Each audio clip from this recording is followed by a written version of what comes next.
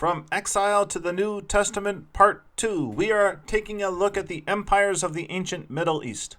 In Part 1, we saw Babylon eclipse Assyria, Jerusalem was sacked, then as Cyrus the Great of Persia came to power, Jerusalem was rebuilt. This took us close to the end of the 6th century. Looking west, we have the founding of the Roman Republic, the story of Lucretia and Brutus. It will be another 2.5 centuries, however, before Rome controls the entire peninsula. In the meantime, we turn to the Greeks, who are revolting against the tyrants installed by Persia. Darius responds. He puts down the rebellion and sends a force to punish Athens for supporting it. Somehow, the Athenians are victorious. Darius' son Xerxes brings a much larger force against Greece. They are stalled by the 300 of Leonidas, outmaneuvered by the ships of Themistocles, and finally sent packing.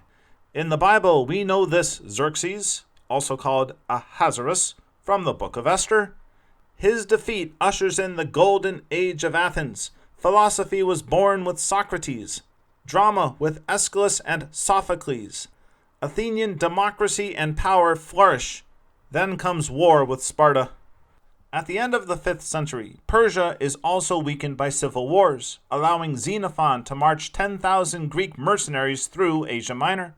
In Egypt, the 28th, 29th, and 30th dynasties operate with relative freedom, until Persia invades again. Less clear is the situation in Judea at this time. Are they still independent?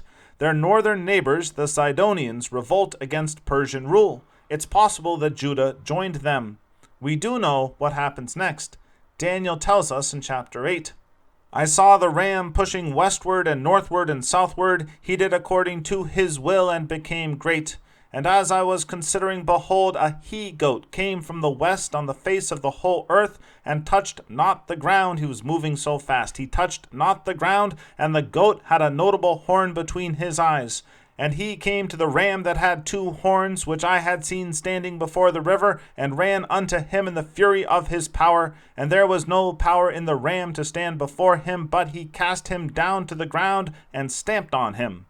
One of the most influential men in history, Alexander of Macedon, which is northern Greece, races through Egypt, through Persia, all the way to India, spreading Greek language and culture. But Daniel continues. Therefore the he-goat waxed very great, and when he was strong, the great horn was broken, and for it came up 4 notable ones towards the 4 winds of heaven. Alexander dies at 33 years old, at the height of his power.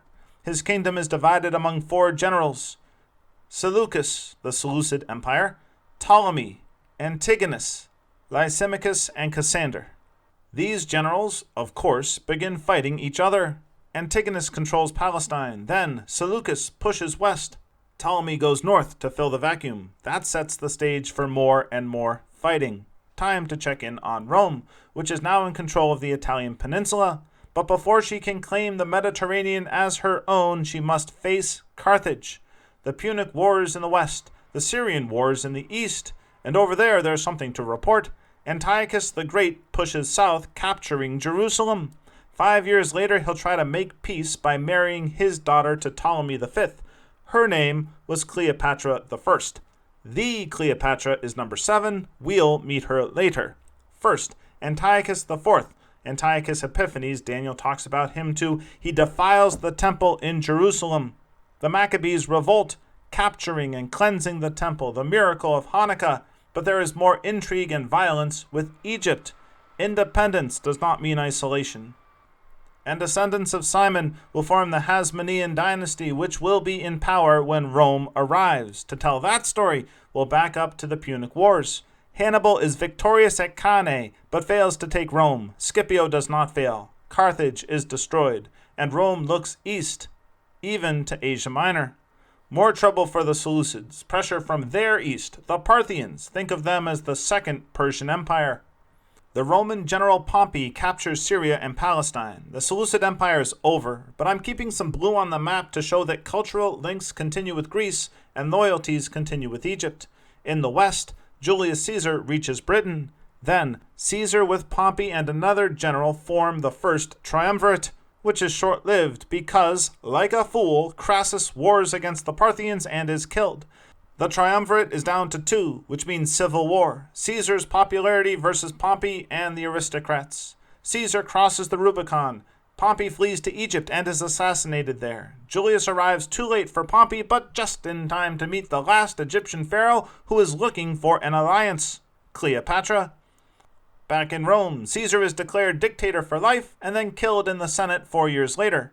This, of course, sets off more fighting between the conspirators and those loyal to Caesar. Shakespeare and Hollywood will tell us who wins. Octavian and Mark Antony then form another triumvirate, which again fails. See that small yellow part? That was Lepidus. So another civil war is coming. Cleopatra chooses a side, throwing all that's left of Alexander's empire in with Mark Antony. This time she chooses wrong. They commit suicide. Octavian, now Augustus, is the first Roman emperor. But what does that have to do with Jerusalem? We look back to Pompey's conquest, which Mark Antony inherited.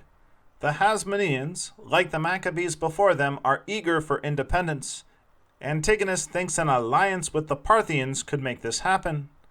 Antony will need a local strongman to keep the Parthians out. He finds one in Antigonus's in-law, a king from Edom, Herod the Great. Decades later, Herod will meet Octavian, brag about his loyal service to that old guy Mark Antony, and promise to be even more loyal to the new emperor Augustus. The Herodian dynasty is secure.